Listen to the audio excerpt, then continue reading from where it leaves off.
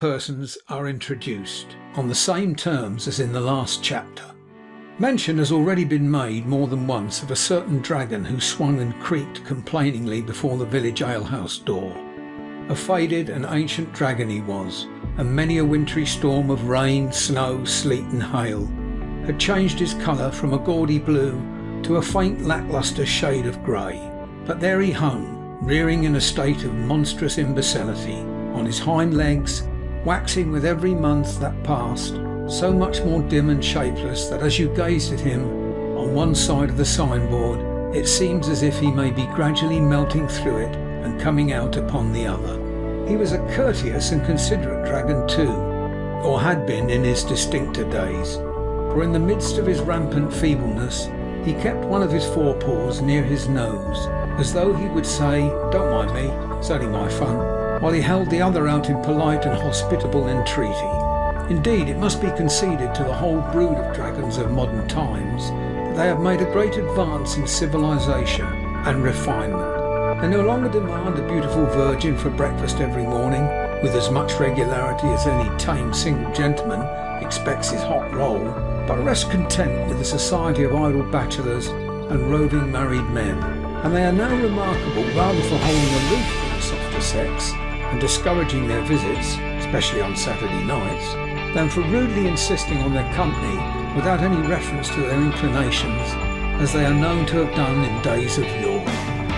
Nor is this tribute to the reclaimed animals in question so wide a digression into the realms of natural history as it may be at first sight appear to be. For the present business of these pages in with a dragon who had his retreat in Mr. Pecksniff's neighbourhood, and that courteous animal being already on the carpet, there is nothing in the way of its immediate transaction. For many years then he had swung and creaked and flapped himself about before the two windows of the best bedroom of that house of entertainment to which he lent his name. But never in all his swinging, creaking and flapping had there been such a stir within its dingy precincts as on the evening next after that upon which the incident detailed in the last chapter occurred, when there was such a hurrying up and down the stairs of feet, such a glancing of lights, such a whispering of voices, such a smoking and sputtering of wood newly lighted in a damp chimney, such an airing of linen, such a scorching smell of hot warming pans, such a domestic bustle to do, in short, as never dragon, griffin, unicorn, or other animal of that species presided over since they first began to interest themselves in household affairs. An old gentleman and a young lady, travelling unattended in a rusty old chariot with post horses, coming nobody knew whence and going nobody knew whither, had turned out of the high road and driven unexpectedly to the Blue Dragon. And here was the old gentleman who had taken this step by reason of his sudden illness in the carriage, suffering the most horrible cramps and spasms, yet protesting and vowing in the very midst of his pain that he would have a doctor sent for, and wouldn't take any remedies but those which the young lady administered from a small medicine chest, and wouldn't, in a word, do anything but terrify the landlady out of her 5 wits, and obstinately refuse compliance with every suggestion that was made to him. Of all the 500 proposals for his relief which the good woman poured out in less than half an hour, he would entertain but one. That was, he should go to bed, and it was in the preparation of his bed and the arrangement of his chamber that all the stir was made in the room behind the dragon. He was, beyond all question, very ill, and suffered exceedingly, not the less perhaps because he was a strong, vigorous old man, with a will of iron and a voice of brass, but neither the apprehensions which he plainly entertained at times for his life, nor the great pain he underwent, influenced his resolution in the least degree. He would have no person sent for him. The worse he grew, the more rigid and inflexible he became in his determination. If they sent for any person to attend him, man, woman or child, he would leave the house directly, so he told them, though he quitted it on foot and died upon the threshold of the door. Now there being no medical practitioner actually resident in the village, but a poor apothecary who was also a grocer and general dealer, the landlady had, upon her own responsibility,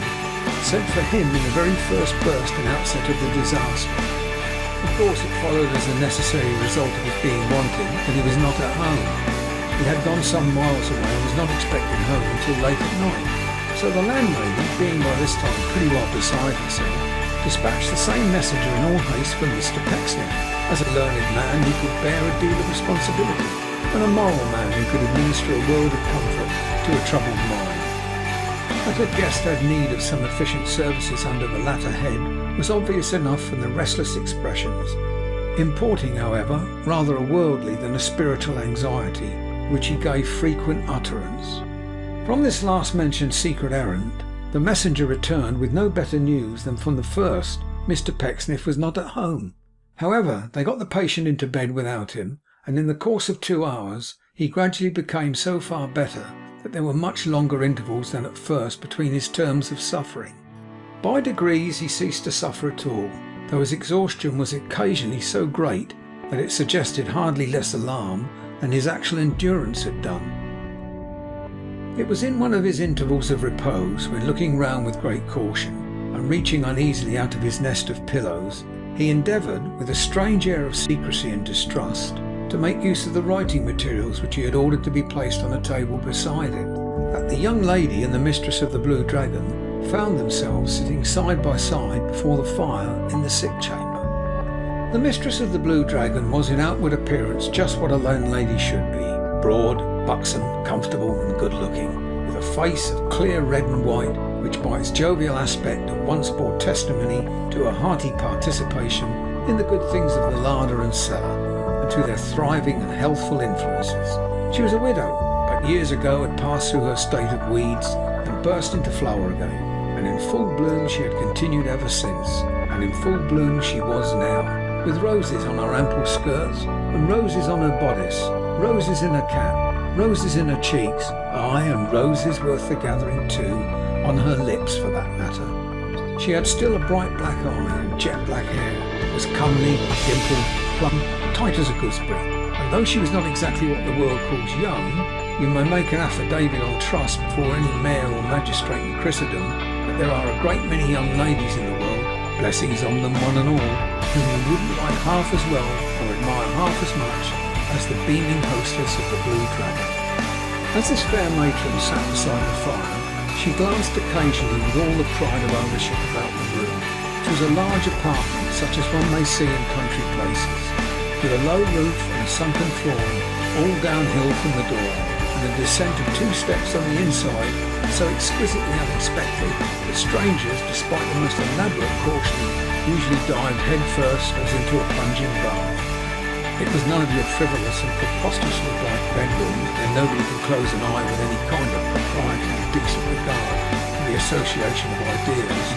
but it was a good, dull, leaden, drowsy place, where every article of furniture reminded you that you came there to sleep, and that you were expected to go to sleep. There was no wakeful reflection of the fire there, as in your modern chambers, which upon the darkest nights have a watchful consciousness of French polish. The old Spanish mahogany winked at it now and then, as a dozing cat or a dog might, nothing more. The very size and shape and hopeless immovability of the bedstead and wardrobe,